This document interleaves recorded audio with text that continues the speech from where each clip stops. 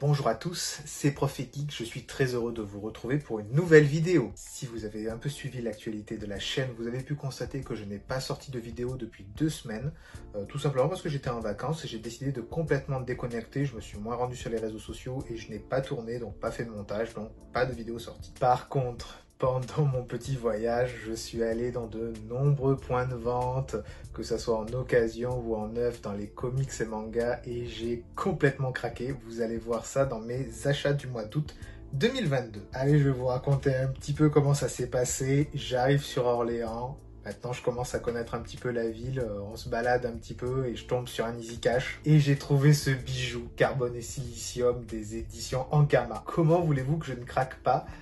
C'est mon premier achat chez Ankama dans le label 619 que je connais de nom.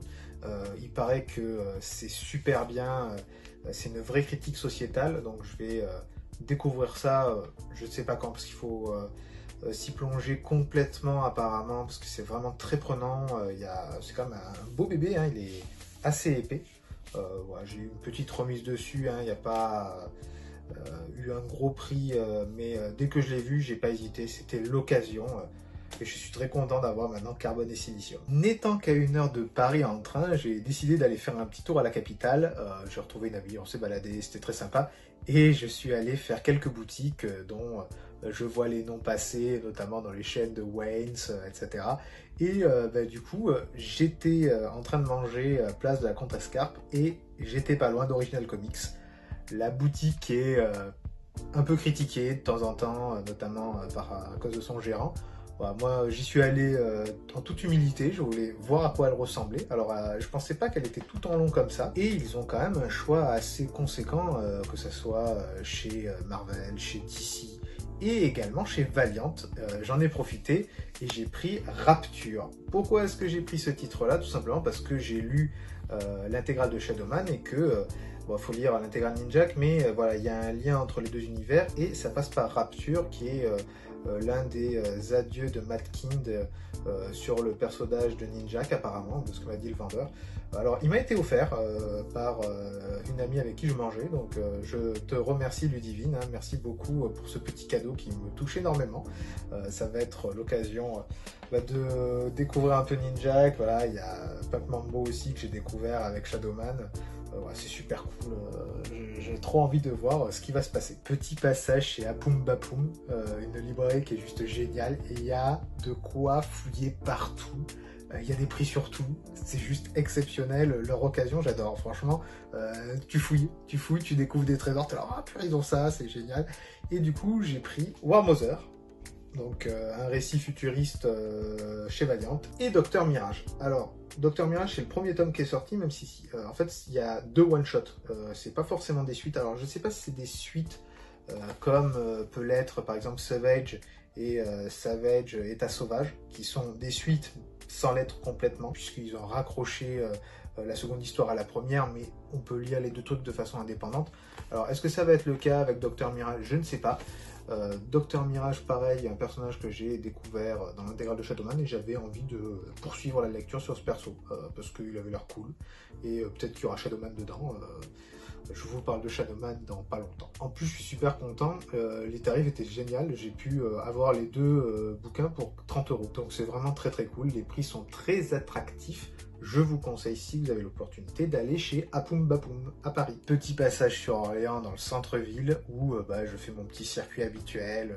Voilà, je vais dans telle boutique et à BD Legends, je suis tombé sur le 2e tome de Docteur Mirage. Donc je l'ai pris parce que j'avais acheté le premier tome sur Paris quelques jours plus tôt.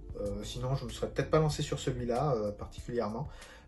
Là, c'était l'occasion d'avoir toute la série d'un coup et de lire les 2 tomes les uns après les autres. Comme ça, je connaîtrai tout sur le Docteur Mirage, en tout cas dans sa série indépendante. À la boutique Miskatonic de Orléans, j'ai longtemps hésité, mais toujours chez Bliss, j'ai pris l'intégrale de Bloodshot. Bloodshot, un des personnages les plus importants de l'univers Valiant. Donc c'était un personnage que j'avais vraiment envie de découvrir puisque je ne l'ai vu que dans le titre The Valiant et également dans Book of Death. J'avais vraiment envie de découvrir le personnage. Il paraît que les récits sont très très bons, que ce soit ce Bloodshot ou Bloodshot Reborn de Lemire. Donc Il faudra que je trouve l'autre intégrale. J'ai également décidé de prendre cette intégrale puisqu'elle n'est plus disponible dans les financements participatifs de Bliss, puisqu'elle est épuisée et ils n'ont pas décidé de la rééditer pour le moment. Donc je l'ai vu passer une ou deux fois, j'avais hésité à la prendre, là je l'ai prise.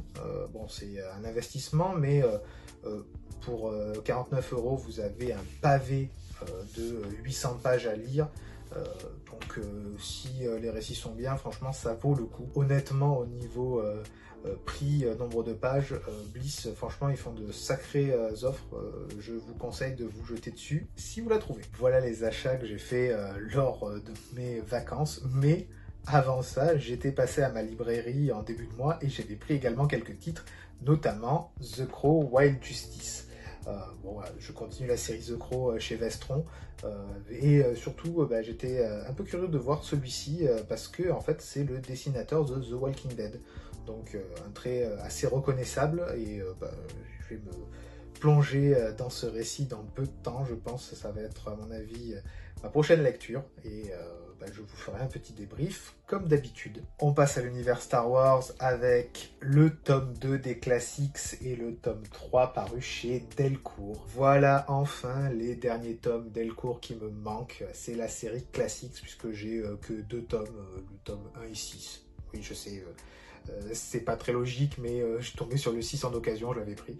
Donc il me manque 8 tomes que je vais prendre 2 par 2 jusqu'à la fin de l'année, comme ça j'aurai réglé ça.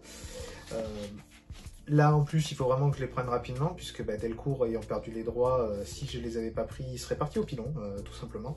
Il me semble que Panini commence à les rééditer, si je ne dis pas de bêtises. Je préfère la version Delcourt parce que c'est du dur et que chez Panini c'est en souple. Alors moi le souple j'ai un peu de mal, surtout que Panini se gave au niveau des prix, même si c'est souple, ils baissent pas des masses le prix je trouve. Donc bon, ça c'est leur politique, ils font ce qu'ils veulent, mais moi j'y adhère pas des masses. Je suis obligé de prendre chez eux les titres Star Wars, mais ceux-là, voilà, je les prends chez Delcourt. Je suis très content de ce que fait Delcourt, de ce qu'ils proposent. Leurs éditions sont top, leur ligne éditoriale est quand même bien, même s'ils ont perdu la licence.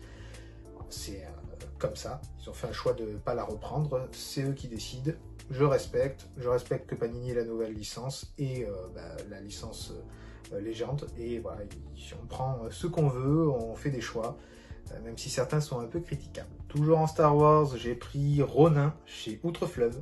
Alors c'est un des rares que vous pouvez voir en grand format que j'achète, tout simplement parce que Pocket d'habitude attend lorsque il y a une édition Outre-Fleuve 1 ou 2 ans pour le ressortir en petit, mais là d'après la directrice de la ligne Star Wars chez Pocket, c'est pas prévu tout de suite à court ou moyen terme, donc s'il sort ça sera dans longtemps.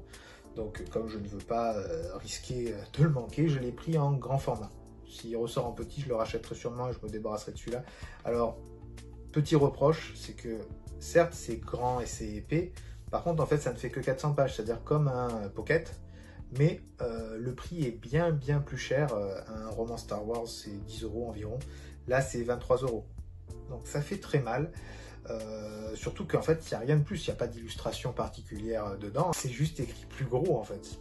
Ronin, c'est l'histoire d'un espèce de samouraï, on va dire, dans l'univers Star Wars. Alors ça vient de la série Vision qui est sortie sur Disney+, donc c'est une série de 9 ou 10 épisodes dessin animé qui avait été confié à des studios japonais, donc c'est de l'animation japonaise dans l'univers Star Wars, et ça c'est je crois le premier épisode et qui était vraiment bien. Moi j'avais bien aimé, il y a vraiment les codes du samouraï dedans.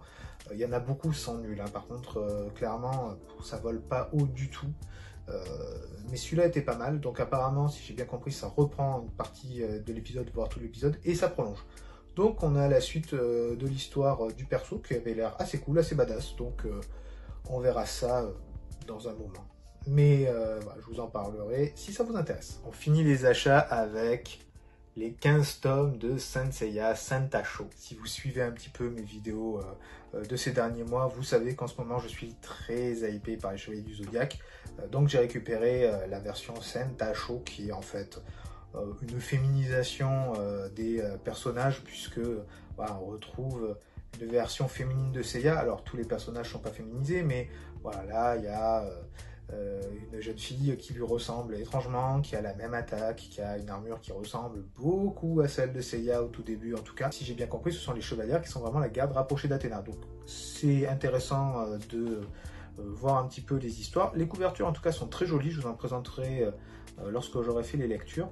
Et je suis curieux de voir ça. Apparemment ça finit au tome 16 qui devait sortir il y a quelques jours à la mi-août, et finalement le tome a été repoussé début septembre, donc j'achèterai le tome 16 qui devrait conclure tout ça dans quelques semaines, et je vous le présenterai du coup le mois prochain. Alors, rapidement, je vous dirai voilà, je l'ai acheté, je lirai la série à ce moment-là, et je vous ferai un débrief. Il ne me manquera plus que les Saint Seiya épisode G Assassin, les 16 tomes que j'ai commandés, que je vais récupérer petit à petit à ma librairie. Et de nouvelles histoires apparemment vont sortir au Japon, puisqu'ils ont annoncé une histoire qui se passerait autour de Poséidon. Alors j'ai oublié le nom, je vous en parlerai un peu plus tard, où je mettrai un sous-titre. Là de tête je me rappelle plus. À voir, sachant qu'il y a des épisodes qui ne sont pas sortis en VF, donc peut-être dans l'avenir on aura un peu plus de Saint Seiya. Je vous rappelle que fin septembre sortira la version, on va dire, française des aventures de Saint Seiya, puisque Alkier va enfin nous sortir son premier tome. Je crois que ça va être Odyssée, ça va s'appeler comme ça, il me semble, dans la série Kana Classics, qui avait fait déjà Goldorak et Albator. Donc il y aura 5 tomes, je suppose, un sur chaque chevalier. Ça va être cool. J'attends ça avec impatience, je vous en parle très bientôt. La vidéo touche à sa fin, si elle vous a plu, n'hésitez pas à vous abonner à la chaîne et à activer la cloche des notifications pour être prévenu de la sortie des nouvelles vidéos. N'hésitez pas à mettre des pouces, des commentaires, j'adore lorsqu'on peut interagir sur les achats, les lectures. N'hésitez pas à me dire quels sont les achats qui vous ont plu et ceux que vous avez achetés ce mois-ci. Je remercie tous ceux qui interagissent, partagent mes vidéos, ça aide à faire grandir la communauté et ça donne de la visibilité à la chaîne. C'était Prof et Geek, je suis très content d'avoir fait un petit bout de chemin avec vous dans ce multivers de la pop culture. On se retrouve très bientôt pour une prochaine vidéo. Ciao ciao!